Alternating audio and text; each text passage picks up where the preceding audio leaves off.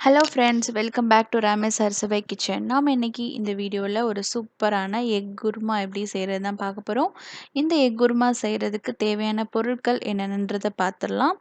இதுக்கு கொஞ்சோண்டு தேங்காய், சீரகம், கொஞ்சம் முந்திரி பருப்பு, இதை பேஸ்ட்டை அரைச்சி வச்சுக்கணும்.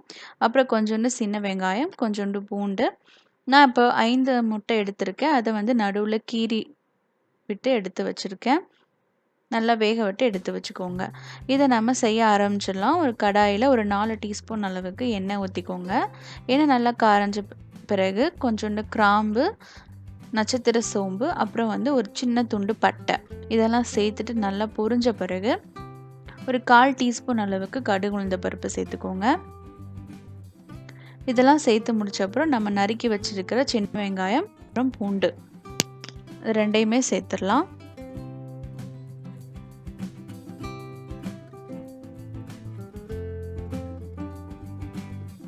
வெங்காயம் கொஞ்சம் நல்லா பொன்னிறம் ஆன வரைக்கும் ஃப்ரை பண்ணிவிட்டு கொஞ்சோண்டு கருவேப்பிலை சேர்த்துக்கலாம்.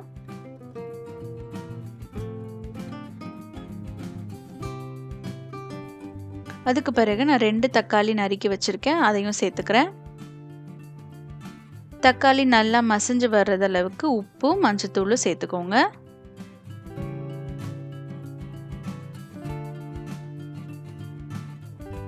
அடுத்து நம்ம மசாலா பொருள் சேர்க்க ஆரம்பிச்சிடலாம். நான் 1 டீஸ்பூன் அளவுக்கு சில்லி பவுடர் சேர்த்துருக்கேன்.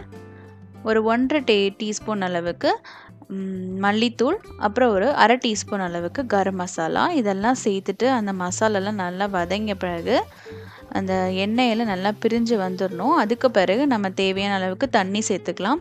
இந்த மசாலாவோட பச்சை வாசனை போகிற அளவுக்கு நல்லா தண்ணியில் கொதிக்கணும்.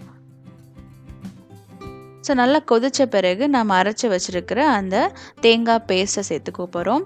தேங்காவும் முந்திரி பருப்பு, சீரகம் இதை மட்டும் அரைச்சி நல்ல ஒரு பேஸ்ட்டு நல்லா ஃபைனாக அரைச்சிடணும் அந்த பேஸ்ட்டை.